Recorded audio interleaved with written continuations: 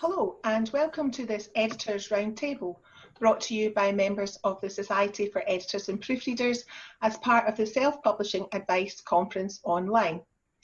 The Society for Editors and Proofreaders, or SfEP for short, is a membership organisation for editors and proofreaders based in the UK but with members around the globe. We are the people who strive to make your text clear, readable and enjoyable. My name's Denise Cowell. I'm an advanced professional member of the SfEP and I specialise in editing non-fiction. Louise? Hello, I'm Louise Harnby. I'm a fiction editor. I specialise in line and copy editing for crime writers. Sophie? Hi, my name's Sophie Plale of liminalpages.com. I'm an advanced professional member of the SfEP and I specialise in editing fiction. Carrie? Hello, my name is Carrie O'Grady. I'm also known as the Hackney Fiction Doctor, and I'm a professional member of the SfEP, and I edit all kinds of fiction. Thanks. And Kia? Hi, I'm Kia Thomas. I edit fiction and specialise in contemporary romance, developmental, line and copy editing. Thanks. So today we're going to look at the different ways that an editor can help you with personal and profitable development in your writing. So Sophie, I'm going to start with you talking about a personal decision, writing for a profit or personal decision, personal fulfillment. Can we have both? Yes, so I think fulfillment can come in many forms. It all depends on what your aim is. We can often think of fulfillment in terms of profit or personal fulfillment. But I honestly think you can have both. Some people think you might have to kind of sell your soul to the industry to make a profit, or you might think of the traditional image of the authentic starving artist kind of writer. But I really don't think it's one or the other, because if you want to write good books that you feel proud of, readers want to read good books, so they're going to buy good books, and so yeah, I think they're not mutually exclusive. Carrie, what are your thoughts on that? Yeah, I agree absolutely, and I think it's important to recognise that the editor's role in this can kind of be tailored to whatever those aims are. You know, that if you are writing purely for profits, you'll obviously have quite a different methodology to someone who's just writing to express themselves. But you know, I think editors are in line with that, and we offer support at all kinds of levels, so that if you are just writing for yourself, you know, that's something that we can help you to achieve those goals and achieve that fulfillment, as well as if you're actually trying to work the system and trying to make some money out of it. Yeah. Louise, what are your thoughts on the differences perhaps in fiction writers and non-fiction writers when you're thinking of this?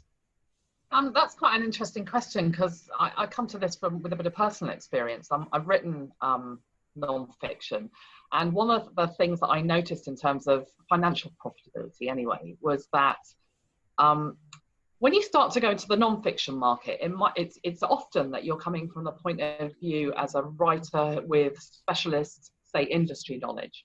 And that means that you are immediately in a position where you can shift your visibility away from the noisy digital dinner party that is Amazon, because you've likely got a platform amongst your colleagues, other people in the industry. And I think that from a financial profitability point of view, that really helps when it comes to leveraging not just visibility, but also sales, because you've already got access to the core market. Those people might know you, and you absolutely know what their problems are and what you're trying to solve. And it's kind of that difference between writing, I guess, for entertainment and writing from an educational point of view.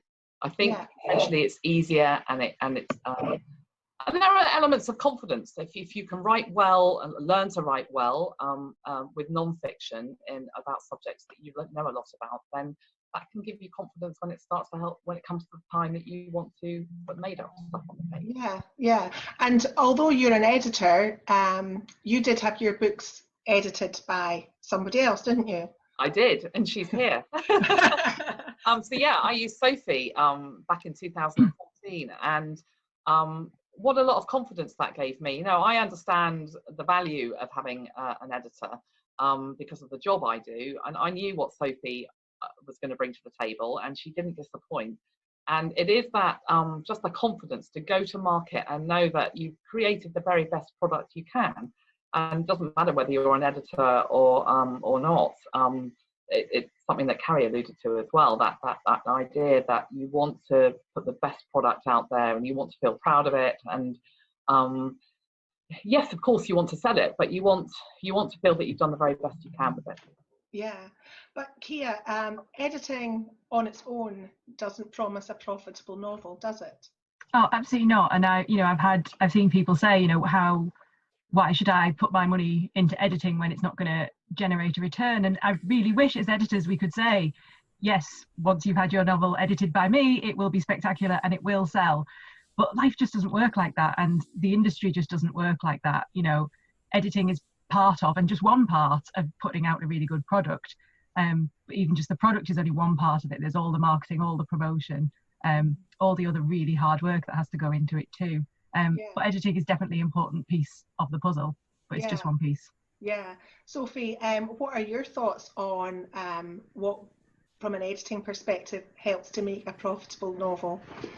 So I think what makes a profitable novel is having a good story that's well told, that has a readership and is professionally produced. So those are, for me, the kind of foundations of the novel. So you want a story that people will enjoy and engage with, and you want to use the right storytelling techniques to tell that story.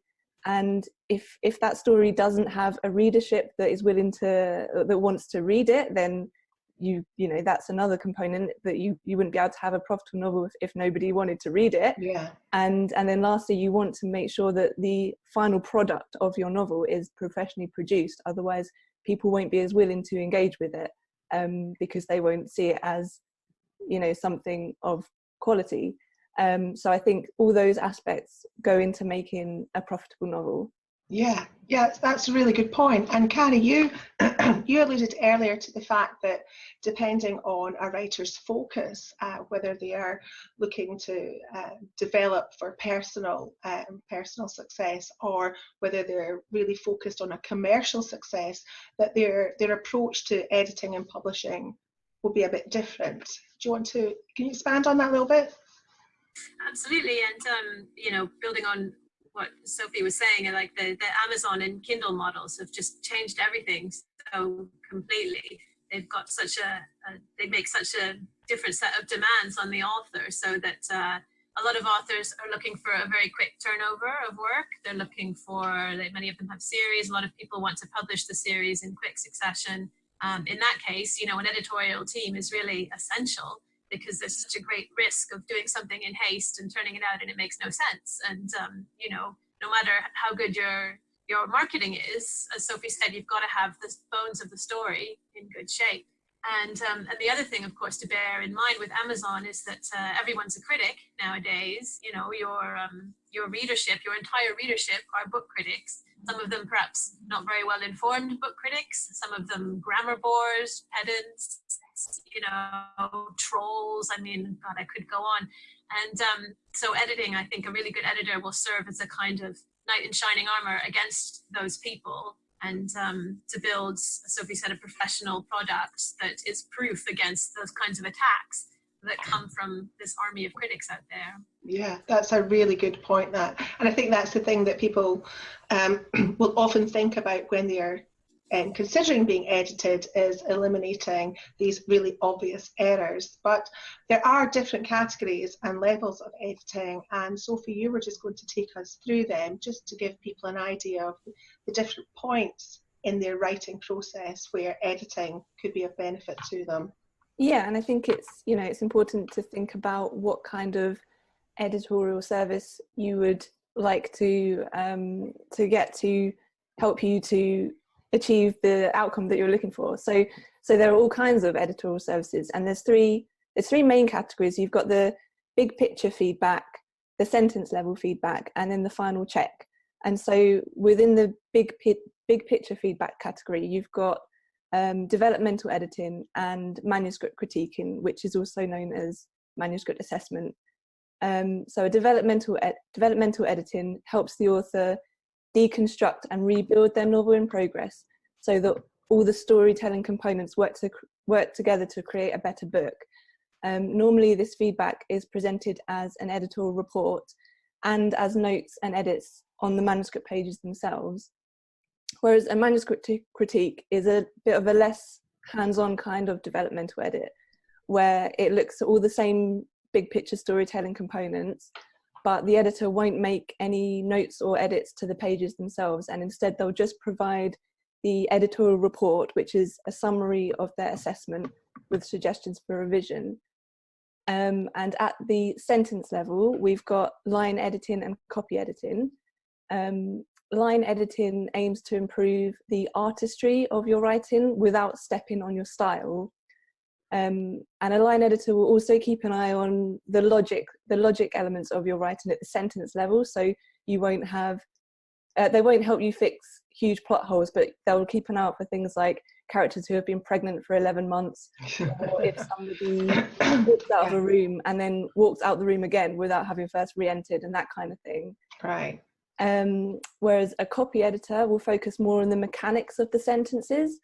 So they'll aim to make your sentences and paragraphs clear in meaning, error-free, and consistent in style in regards to things like hyphenation, capitalization, that kind of thing. And then the last stage is the final check, and that's proofreading essentially. And traditionally that happens once the text has been typeset or designed. A proofreader doesn't aim to assess or improve the writing, but instead they provide the final check to make sure everything's correct. They look at all the same issues as a copy editor, essentially checking for any errors that have slipped through the cracks. So yeah, that's the kind of... Yeah, I think that's a really good summary. Thank you. Yeah, I mean, all editors have slightly different descriptions of their services, but that's a kind of basic overview. But if I do recommend that if you're going to hire an editor, you study the description of their service to make sure that you're getting what you think you're getting, because we all do vary slightly. We all do different things, and I think anybody listening to that summary is possibly thinking, oh my gosh, I've got to go through all of these stages. That's going to cost an awful lot of money if I got to employ an editor at every single stage of that. But Kia, it doesn't necessarily need to be like that, does it? I mean, that's one of the things that editors are can be very open to discussing, how best to work with a client. Yeah, and it's not as if when you're working there's like this very strict line of this is strictly developmental, this is strictly line editing, this is strictly copy editing. There's a lot of flux between the categories, and a lot of us combine services. Like I don't know, Sophie does. I think us all actually do combine line and copy editing, because when you're working with fiction text, so much of the style and the smaller issues, they're so intertwined that that you kind of, it works out well to do both at the same time. And there are, you might not need, if you know that you have very strong storytelling skills, or you have access to critique partners and writing groups and beta readers that can help you, you may not need to employ a professional developmental editor. That might not be part of what's going to help you fulfill your goal. So that might be a stage of professional editing that you can miss out. So it's not like we're saying you must do all of these things, because some people just don't have the budget for that, and that's fine. We can't, as much as we can recommend that you get professional eyes on your manuscript, if the money isn't there, it isn't there, and so you've got to choose where is best for you to spend it. And you don't always need all of them anyway, as you said. You have to you assess what your strengths are, where you think you need the help with, and then kind of choose the service that matches not only what your manuscript needs but also what your publishing goals are. Do you think that can be an issue with newer writers who perhaps don't understand the different options that they have, and they think you just need to write it and then at the end they get it proofread and that's it? How could we help newer writers understand that there's earlier interventions that we can help them with within their budget? Yeah, I think engaging with writers where you can. I love being part of groups that bring me into contact with writers so we can all better understand what we do. And I have had new writers inquire with me saying, I need this copy editing. And sometimes you have to, and it's really difficult, you have to say, this is not ready, you would be doing yourself a disservice if you just went with just a copy edit right now and put that into the world, because there is still work to be done here. And it's sometimes it's really hard to say, but I think as editors we want to help get great books out there, and so I think we have to be aware that sometimes some writers they're not aware that they've missed a step out. Yeah, and it's not personal, is it? It's no, not at all. Trying to do the best thing for them. We're not saying you can't write. It's just that it's not ready for this stage at that point. Yeah, and I think there's a difference. Sorry.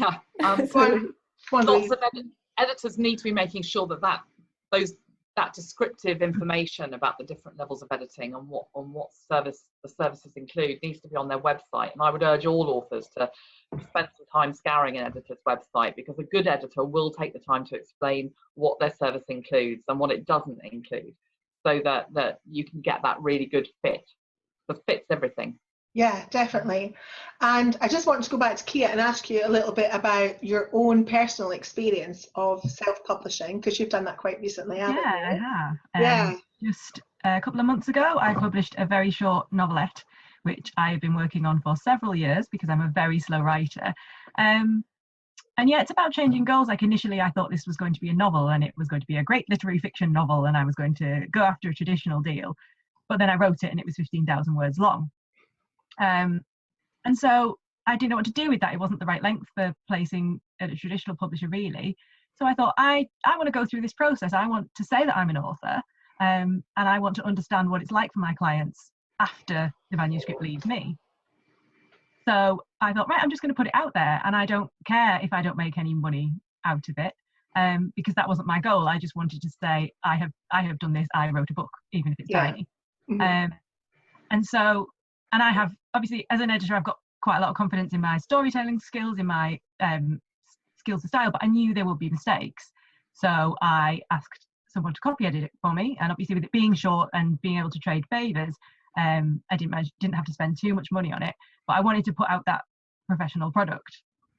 And I published it, and it was great fun, although being edited is really hard. I think it's something that all editors should experience, as being definitely, because it's really interesting to see how somebody else views your work. You know, we know in theory you need fresh eyes on it because there are things that you don't see, but being on the other end of that is like, oh, how didn't I see that? Yes, yeah. You know, my editor pointed out that I had said the same thing about sun shining on people's skin and warming their skin. I'd said it about 17 times. And I was like, but I like that feeling.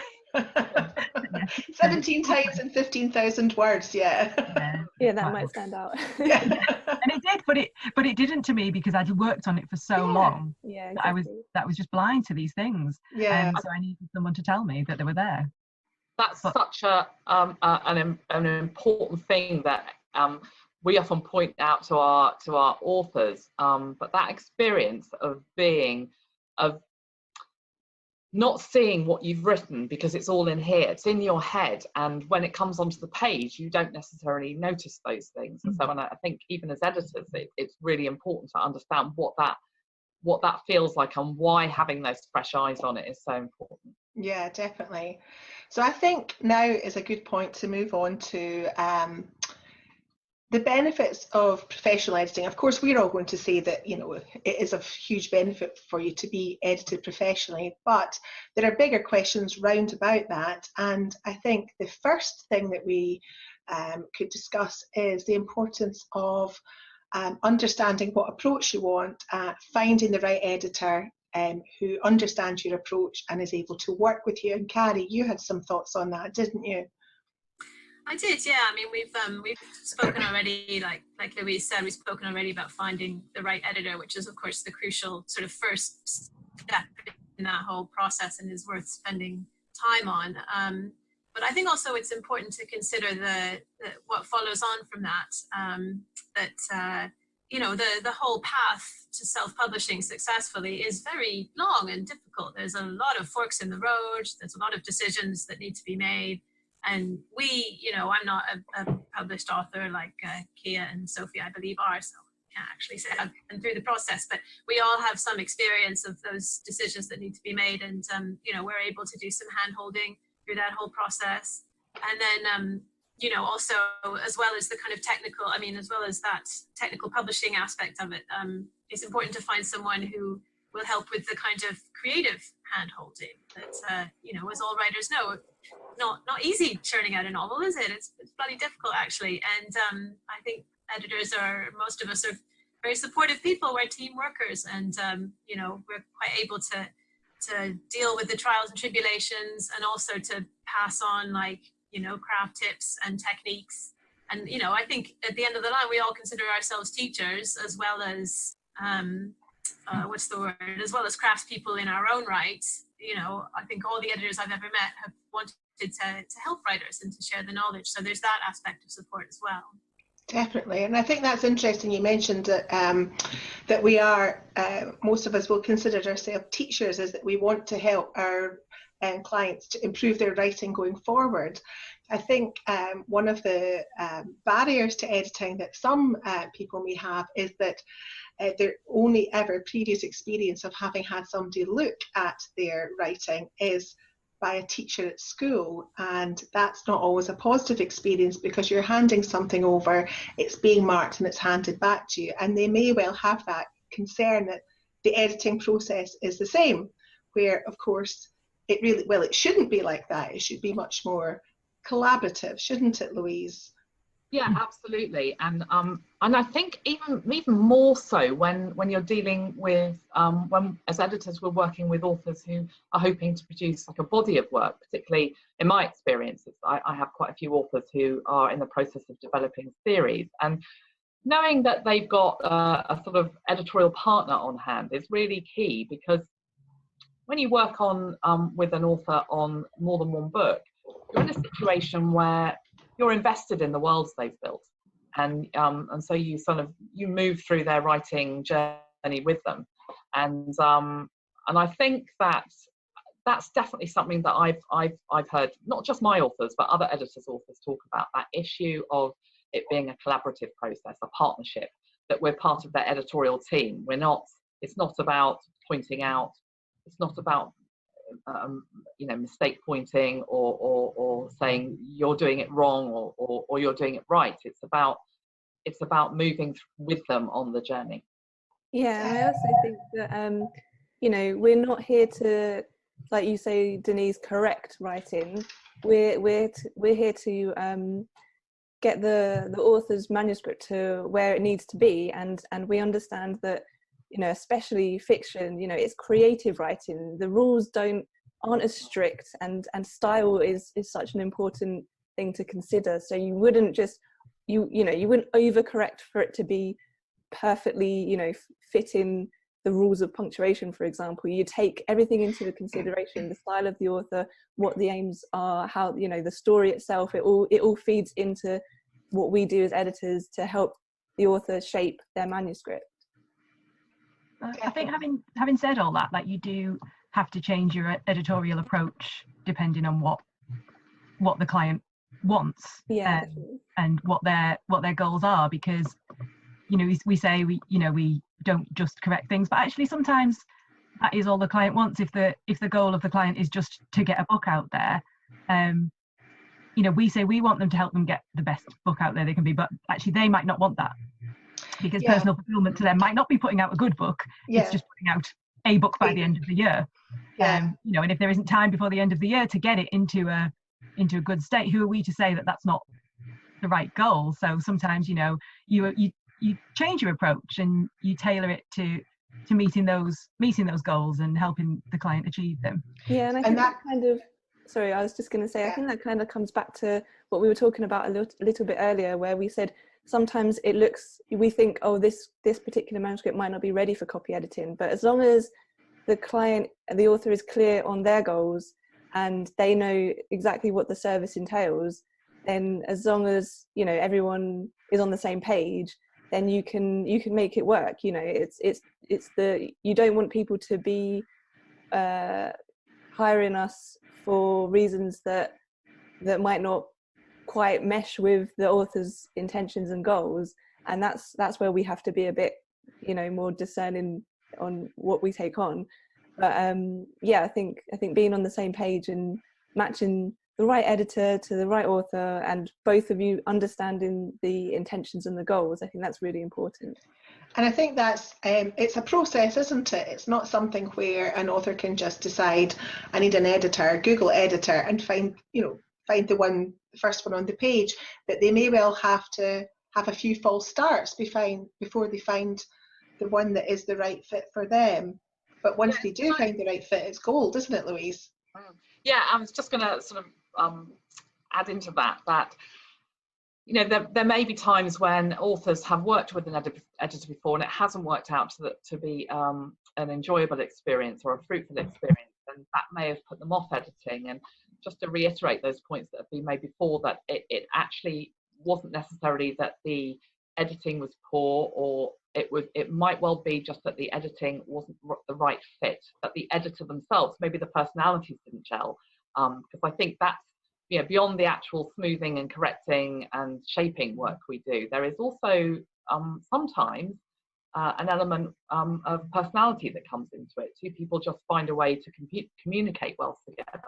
Yeah. And so it's blurry and complex. Yeah, and I think that's something that, Carrie, you had spoken to one of your clients about this round table and his thoughts, and one of the things he said is that the key to getting the most out of the editing process is communication. Absolutely, yeah, and you know, as Sophie said, communication about goals, and as Louise said, communication on a personal level between the two of you. And I think when it comes together, when the two of you are able to sort of move beyond the purely transactional level, it can be really magic. You know, it can be just as fruitful a working relationship as anyone has ever had, because you're producing a product, and you know, if it makes money, great, and if it's just something that you're both proud of, then even better. Because, you know, I think editors, if we're focusing on a work, and you know, I don't know about you ladies, but it's very rare I'll complete a project in anything under 2 weeks, you know, 3 weeks for an actual book length book, 90,000 words. So you're really focusing on a book all day long for, say, 2-3 weeks. You're very invested in it, even though you're an editor, not the actual creator. And so I think when you have this mutual goal and you're communicating about it all the time, then the editor actually feels quite proud of the product as well. And if the client feels proud as well, then it's just, yeah, it's just magic. Yeah, it's a win-win, isn't it? Yeah. One of the things that I think it's worth touching on, because we've kind of talked a little bit about it before, is the cost of well, we're not going to talk numbers, but the cost of editing is a barrier to a lot of people, and some authors may prefer to try and self-edit or sections of it. Like we said, you won't need a professional at every level. Kia, what are you have sort of thoughts on the self-editing process, don't you? And Yeah, editing. I do. Well, it's because I think there are some people, I mean, there are some editors say you must get a professional editor on everything you put out.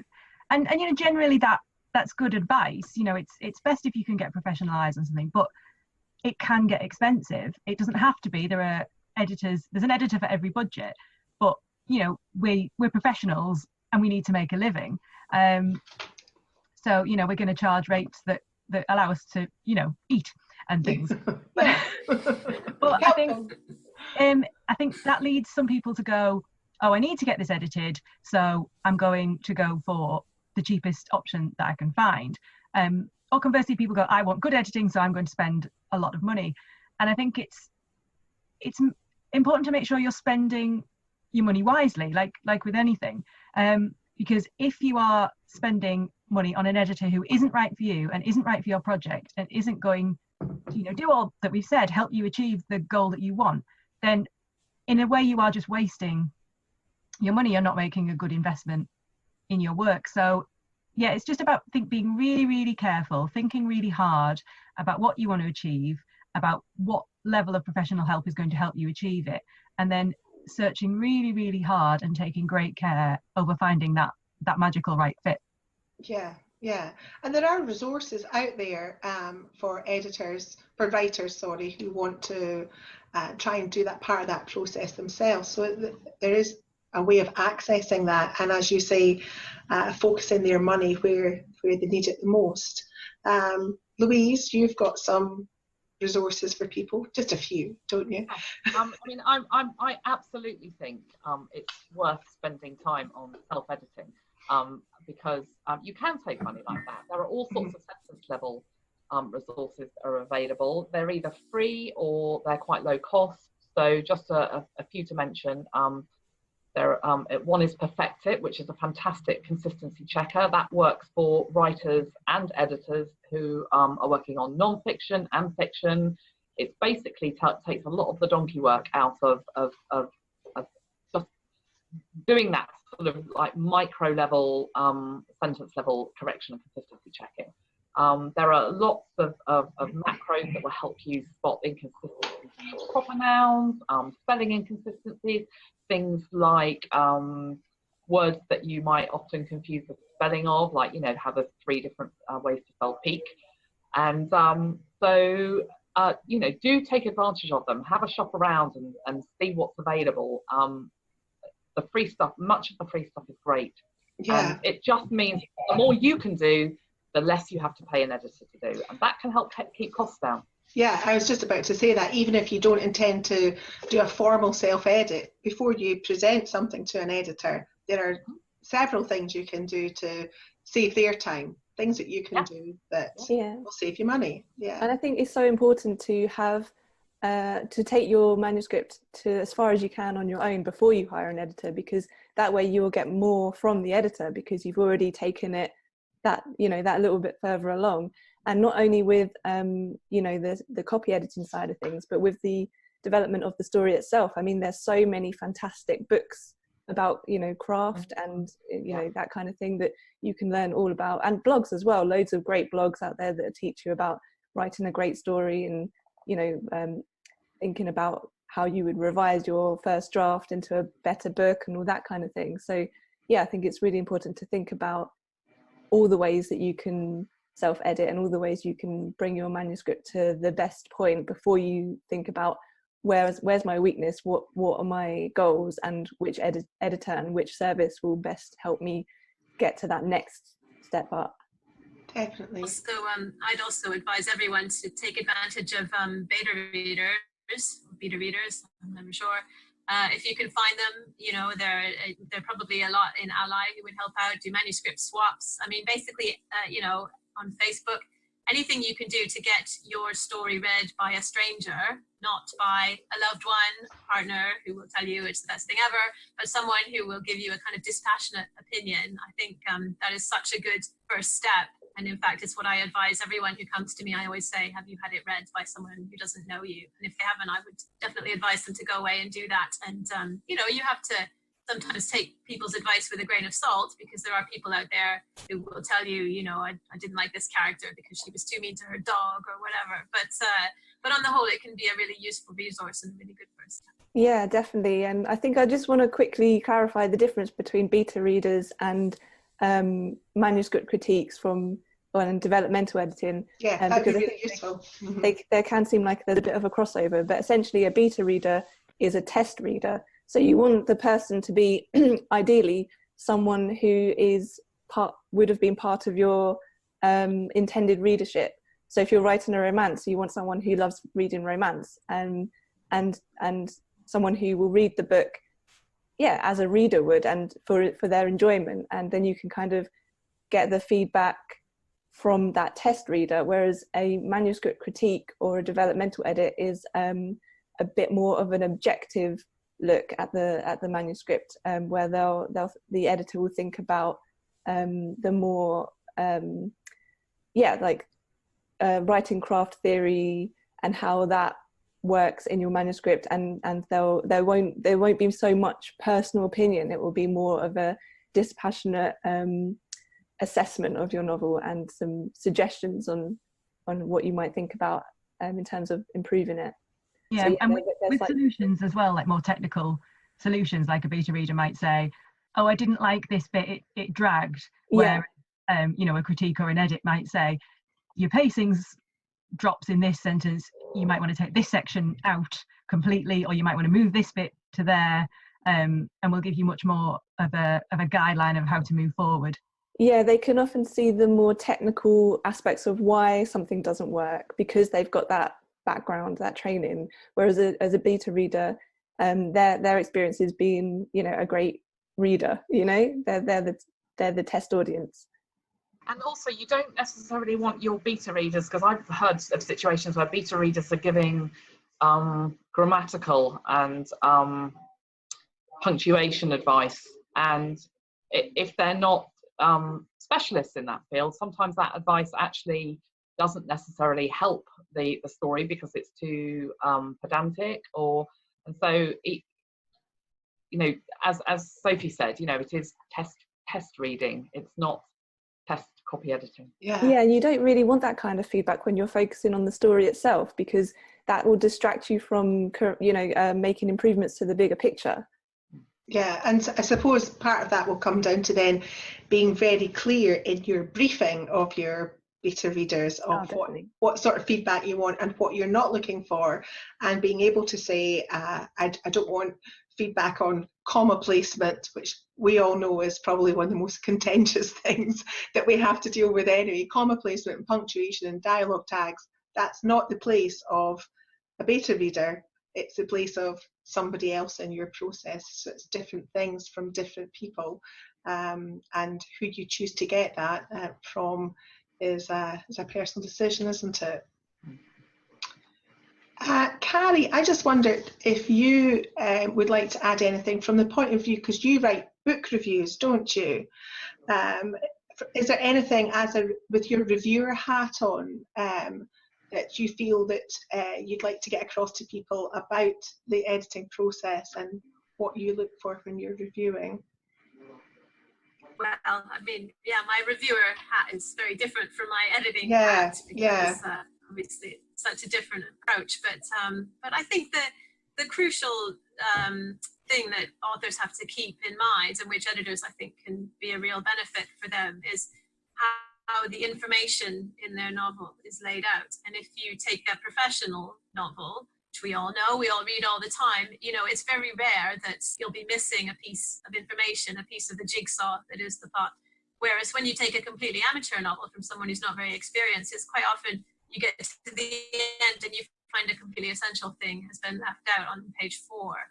And, you know, that's something we can do is make sure that the flow of information is maintained and all the essential stuff is there, just to give a book a much more professional, polished air, and to really make it feel like a proper, finished, polished book product. So that's something that we can do. Great, thanks. I think it might be helpful if we could just have a little tip from each person before we go. Kia, what's the one thing you would advise people in terms of the editing process? A couple of things. May I say a couple of things? Yes. One is, I think sometimes, even if you're writing for purely personal fulfillment, you're writing as a hobby, think about the way we think about hobbies. Nobody would bat an eyelid if you spent, you know, £10 a week going to watch football matches, or spent hundreds of pounds on yoga equipment because you really love yoga. You know, we're allowed to invest in our hobbies. And if your writing is your hobby and writing is what you love, you are allowed to invest in that.